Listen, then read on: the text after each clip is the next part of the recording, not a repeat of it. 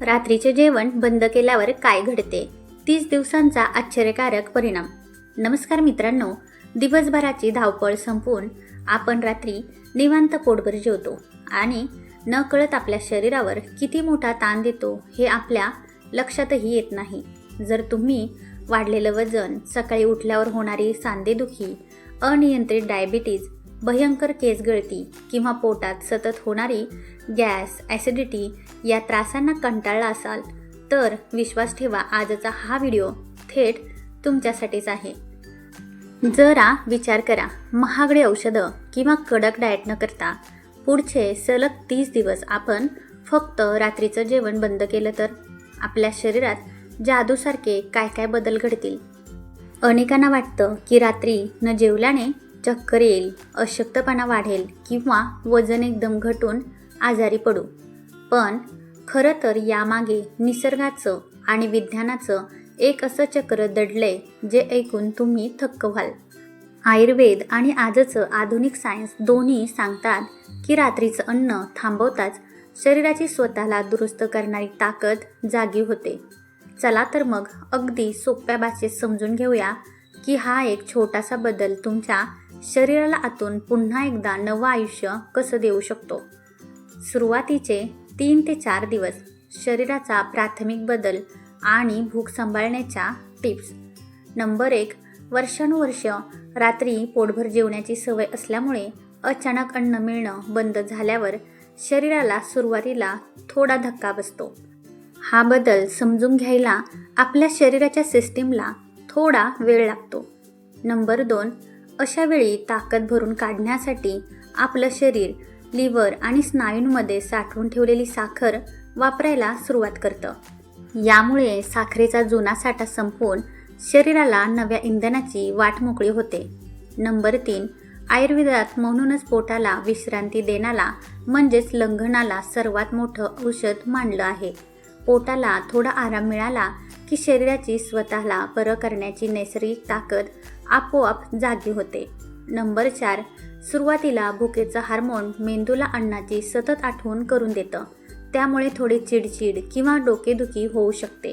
पण हा त्रास फक्त 3-4 दिवसांपुरताच असतो. नंतर शरीर या नव्या सवयीशी छान जुळवून घेतं. नंबर 5, रात्री 8 ते 9च्या दरम्यान तीव्र भूक लागल्यास कोमट पाणी, ग्रीन टी, दालचिनीचा अर्क किंवा जिऱ्याचं पाणी प्यावं.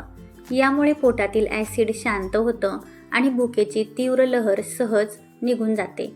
नंबर 6, पहिल्याच दिवशी एकदम कडक उपवास करण्याऐवजी हळूहळू सवय लावावी. पहिले 2 दिवस रात्रीचं जेवण 1 तास आधी करावं. नंतर 2 दिवस फक्त सूप किंवा सॅलड घ्यावं आणि मग पूर्ण जेवण बंद करावं. नंबर 7, एकदा का हे 3 ते 4 दिवस उलटले की रक्तातील इन्शुलिनची पातळी खाली येते आणि शरीर थेट जुनी चरबी वितळवायला घेतं. विज्ञानाच्या भाषेत याला मेटाबॉलिक स्विच म्हणतात, जिथे शरीर चरबी जाळून ऊर्जा तयार करायला शिकतं. पहिला आठवडा ॲटोफॅजी आणि आजारांपासून बचाव. नंबर 1, सलग 12 ते 16 तास पोट रिकामं राहिल्यावर शरीरात ॲटोफॅजी नावाची एक उत्तम सिस्टीम सुरू होते. याच शोधासाठी 2016 मध्ये शास्त्रज्ञांना नोबेल पुरस्कारही मिळाला आहे. ही आपल्या शरीराची एक नैसर्गिक डीप क्लिनिंग प्रक्रिया आहे. नंबर 2, पोटात काहीच नसल्यामुळे शरीरातील निरोगी पेशी जास्त ॲक्टिव्ह होतात आणि त्या कचरा, जुन्या पेशी व घातक बॅक्टेरियांना शोधून नष्ट करतात. म्हणजेच चांगल्या पेशी खराब घटकांना खाऊन शरीराची आतून स्वच्छता करतात. नंबर 3, या प्रक्रियेतून शरीरात नवी ऊर्जा आणि ताज्या पेशी तयार होतात. यामुळे अंगातील सुस्ती जाऊन एक वेगळाच ताजेतवाना अनुभव मिळतो. नंबर 4, पेशी स्वच्छ झाल्यामुळे शरीरातील अंतर्गत सूज कमी होते आणि कॅन्सरसारख्या गंभीर आजारांचा धोकाही कमी होतो. शरीराची प्रतिकारशक्ती वाढल्याने साधे आजारही जवळ येत नाहीत. नंबर 5, अंतर्गत सूज कमी झाल्यामुळे सकाळी उठल्यावर जाणवणारी सांधेदुखी, अंगदुखी आणि पोटाचा फुगवटा म्हणजेच ब्लोटिंग पूर्णपणे थांबतो. नंबर 6, आपल्या पूर्वजांनी सूर्यास्तानंतर न जेवण्याचा नियम याच वैज्ञानिक कारणामुळे बनवला होता. जुन्या काळातल्या या सवयींमागे किती सखोल विचार दडला होता हे आजचं विज्ञान सिद्ध करतं. 15 ते 20 दिवस पोटाला आराम, हार्मोन संतुलन आणि चेहऱ्यावर तेज. नंबर 1, रोज रात्री मसालेदार आणि तेलकट खाल्ल्यामुळे आपल्या पचनसंस्थेला रात्रभर जास्त काम करावं लागतं. आपण झोपल्यावरही बिचाऱ्या पोटाला अन्न पचवण्यासाठी सतत राबावं लागतं. नंबर 2, रात्रीचं जेवण थांबवल्यामुळे पोटाला सलग 15 ते 16 तासांची छान विश्रांती मिळते. यामुळे पोटात विषारी घटक साठत नाहीत आणि आतड्यांमधले चांगले बॅक्टेरिया वेगाने वाढतात. अपचन आणि गॅसच्या त्रासातून कायमची सुटका मिळते.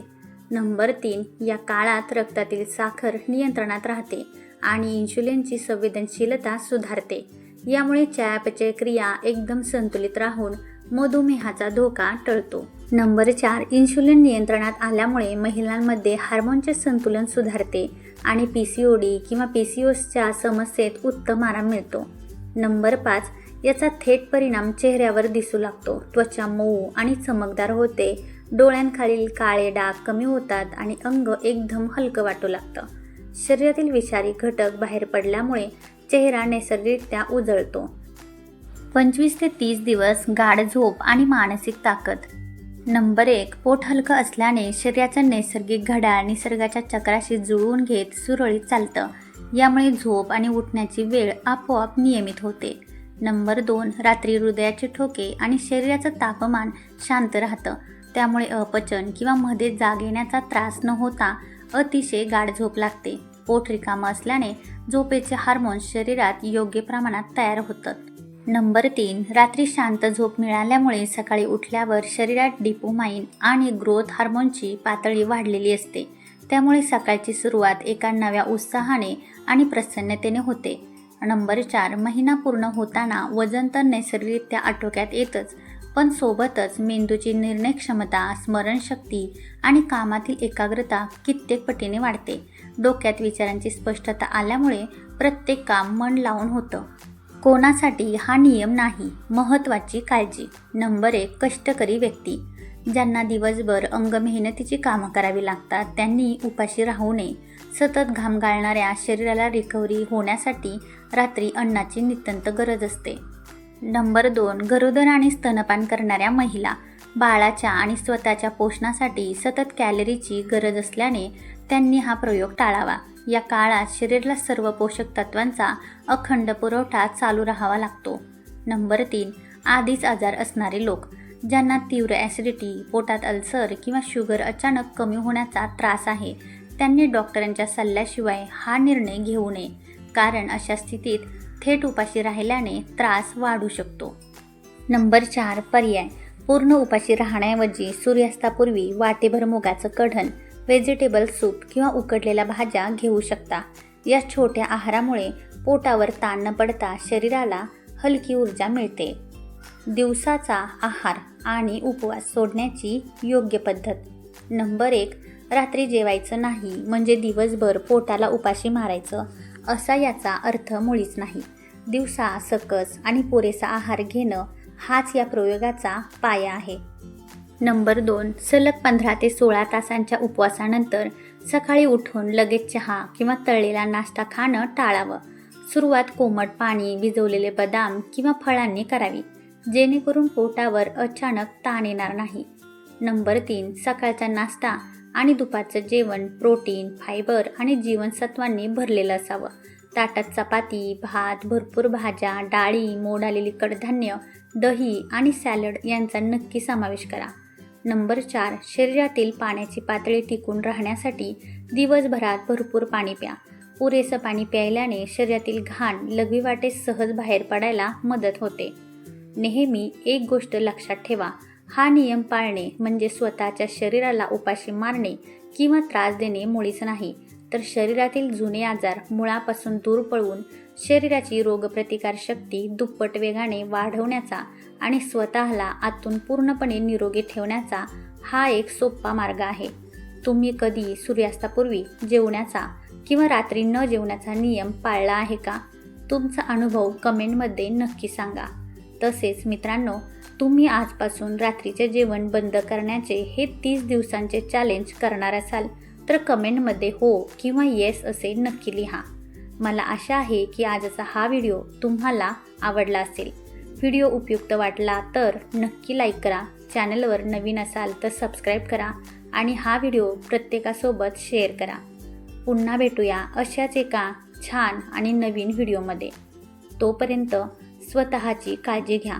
निरोगी रहा, हसत रहा आणि रोज काहीतरी नवीन शिकत रहा. धन्यवाद.